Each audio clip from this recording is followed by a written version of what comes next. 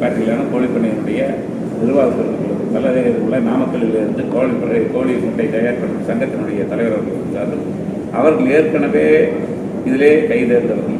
எந்த ஒரு கோழிப்பண்ணையாளர்களும் தனியார்கள் அவர்களுடைய தொழிலை காப்பாற்றிக் கொள்வதற்காக முன்னெச்சரிக்கை நடவடிக்கையாக எப்போதுமே அனைத்து பகுதிகளிலுமே கிருமிநாசி முதற்கொண்டு ஒவ்வொரு நிறுவனத்திற்கும் கோழிப்பண்ணைகளுக்கும் செல்கின்ற போது அந்த நுழைவு வாயிலேயே அதுக்கு கிருமிநாசினியை வைத்துத்தான் ஒவ்வொருவரையும் அனுப்ப தேவையற்றவர்களே அவர்கள் உள்ளே வாகனங்களை கூட அனுமதிக்க மாட்டார்கள். இந்த நிலைமை தான் நம் தமிழகத்தில் ஏற்கனவே இருந்தது. அதை இன்னும் தீவிரப்படுத்த வேண்டும் என்று நம்ம சொல்லியிருக்கின்றோம்.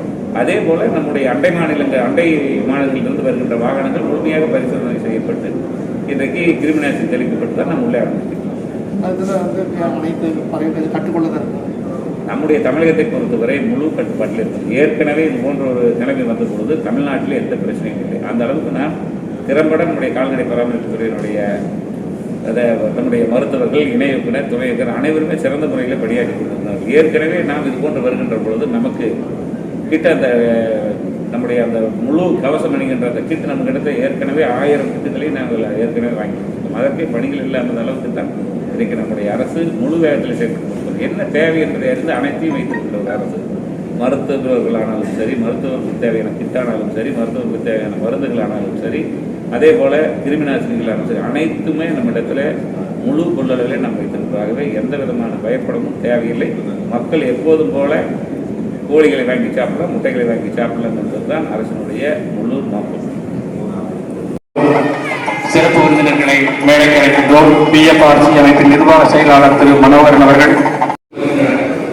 இத்தொழில் ஓரளவு நிலைநிறுத்தும் நிலையில் இதனை தக்க வைத்துக் கொள்ள நன்கு பயிற்சி பெற்ற பயிற்சியாளர்களும் கணினியாளர்கள் தேவை என்பதை கருத்தில் கொண்டு பல்வேறு நிறுவன அமைப்புகளின் உறுப்பினர்களுக்கான கோழிப்பண்ணை கணினி பயிற்சிக்காக இன்று இவ்வழக்கில் மாதத்திற்கு தகவல் கால்நடை பராமரிப்பு துறை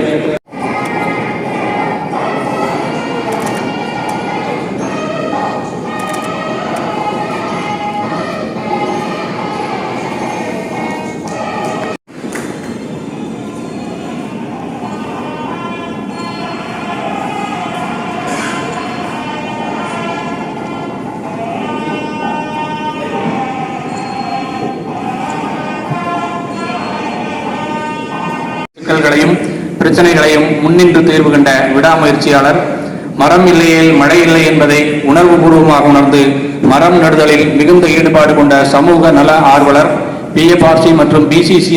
முன்னதாக நமது அழைப்பு ஏறி வந்தது பெருமைப்படுத்திக் கொண்டிருக்கும் மாண்புமிகு கால்நடை பராமரிப்புத்துறை அமைச்சர் உடுமலை ராதாகிருஷ்ணன் அவர்களுக்கு பிசிசி மற்றும் பிஎஃப்ஆர்சியின் தலைவர் திரு ஆர் லட்சுமணன் அவர்கள் பொன்னாடை அணிவித்து மரபுத்து அளிப்பார்கள்.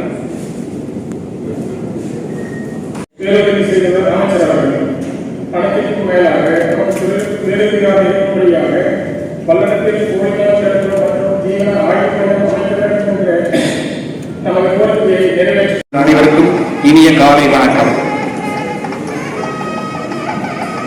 இறைச்சி கோழி வளர்ப்பில் இந்தியா கணிசமான முன்னேற்றம் அடைந்துள்ளது.